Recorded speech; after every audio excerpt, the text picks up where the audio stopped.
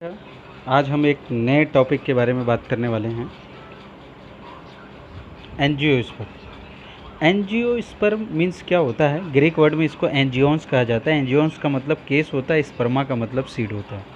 और इसको जो इसका क्लासिफिकेशन किया गया है, जैसे जिम्नोस्पर्म का सब डिवीज़न था स्पर्मेटोफाइटा, सेम यहाँ पर भी इसी तरीके से होता है।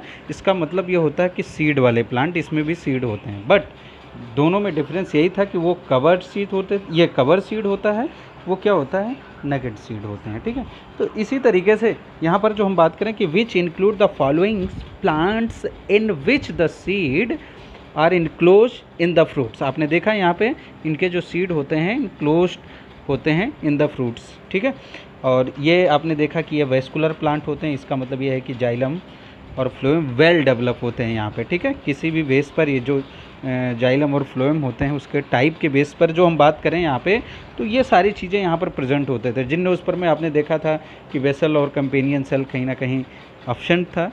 ठीक है, तो इस तरीके से यहाँ पर एंजियोस्पर्म के जो प्लांट होते हैं ये सारे वेल डेवलप होते हैं। ठीक है, और यहाँ पर आपने देखा कि द फ्लावर्स वियर स्टेमेंस, मतलब यहाँ पर जो फ्लावर है कहीं ना कहीं स्टेमेंस और कार्पल्स, मतलब ये मेल रिप्रोडक्टिव पार्ट का है, और आपने देखा यहाँ पे ये फीमेल का होता है। ठीक है, the plant is also called as, इसी को फ्लावरिंग प्लांट कहा जाता है। मतलब इसमें हमें कहें कि बाईसेक्सुअल फ्लावर भी हो सकते हैं, यूनिसेक्सुअल भी हो सकते हैं।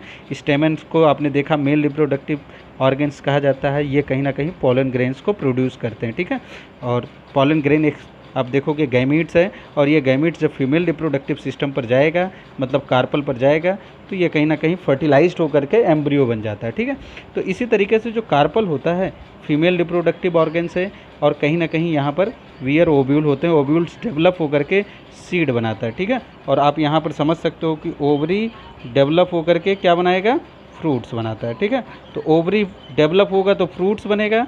ठीक है, और यहाँ पर आपने देखा ओव्यूल डेवलप हुआ तो सीड बना, तो ओव्यूल डेवलप इनटू सीड और ओवरी डेवलप इनटू फ्रूट। आपने देखा यहाँ पे लिखा हुआ है द सीड्स इनक्लोज एम्ब्रियो, मतलब ये कहीं ना कहीं इनक्लोज होते हैं इसके सीड्स। ठीक है, एम्ब्रियो में, और यहाँ पर देखोगे आप कि द एम्ब्रियो हैज प्ल्यूम्यूल्स और रेडिकल्स, ये दो होते हैं। मतलब आप जब देखोगे कोई भी सीड, तो जैसे मान लो चाहे मोनोकॉट हो या डाइकॉट हो, तो एक प्ल्यूम्यूल्स होता है, एक रेडिकल होता है। प्ल्यूम्यूल्स जो होता है ये हो गया जो कहीं ना कहीं फ्यूचर में सूट बनाएगा, सूट का मतलब स्टेम, लीफ, फ्रूट्स वगैरह बनते हैं, और ये जो रेडिकल होता है ये रूट बनता है। ठीक है, तो फ्यूचर रूट होते हैं यहाँ पे। ठीक है, ये सीड के बारे में आपको हम डिटेल में बात करेंगे। एंजियोस्पर्म के दो ग्रुप होते हैं, एक डाइकॉट होता है, दूसरा होता है मोनोकॉट। ठीक है, अब डाइकॉट और मोनोकॉट्स, डाई का मतलब टू कॉटलीडेनस होता है, ठीक, और the plant where prominent tap root, मतलब जो हम एक क्लासिफिकेशन की बात करें यहाँ पे, दोनों में डिफरेंसेस की बात करें यहाँ पे, तो यहाँ पर टैप रूट सिस्टम होता है, यहाँ पर जो हम बात करें फाइब्रस रूट सिस्टम होता है। यहाँ पर सिंगल कॉटलीडेनस होते हैं, यहाँ पर टू कॉटलीडेनस होते हैं। ठीक है, इस तरीके से होते हैं। इसमें रेटिकुलेट वेनेशन होता है। अच्छा, रूट कैसा होता है यहाँ पर हम आपको समझा दें। मान लो एक रूट है, एक सिंगल इसी तरीके से एक लंबा रूट यहाँ पर होगा। ठीक है, और रेटिकुलेट वेनिएशन का मतलब जब आप लीफ देखोगे तो लीफ में बहुत सारे ऐसे बीच में इस तरीके से ब्रांचेस, इसके वेनलेट, ये सारे पाए जाते हैं। ठीक है, नॉर्मली जैसे मैंगो वगैरह में होता है। यहाँ पर आपने देखा जैसे पी हो गया, ये सब एग्जांपल्स दिया गया है। Pisum sativum, this is the scientific name. Gram हो गया, सिसरस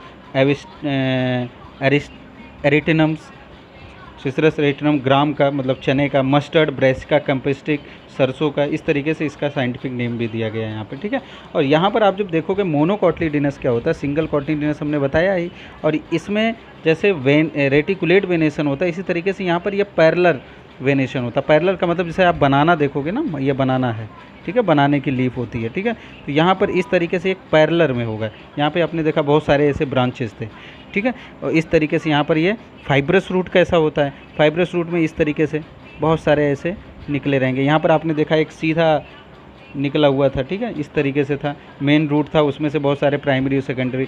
इसमें ऐसे एक हमें कहें कि एडवांटेज रूट के नाम से भी जाना जाता है इसे। ठीक है, इसमें वीट हो गया, टिटकम वल्गेर साइंटिफिक नेम, राइस हो गया, ओराइजा सेटाइवा साइंटिफिक नेम, मेज हो गया, जी मेज साइंटिफिक नेम। इस तरीके से इसका कहीं ना कहीं क्लासिफिकेशन किया गया है।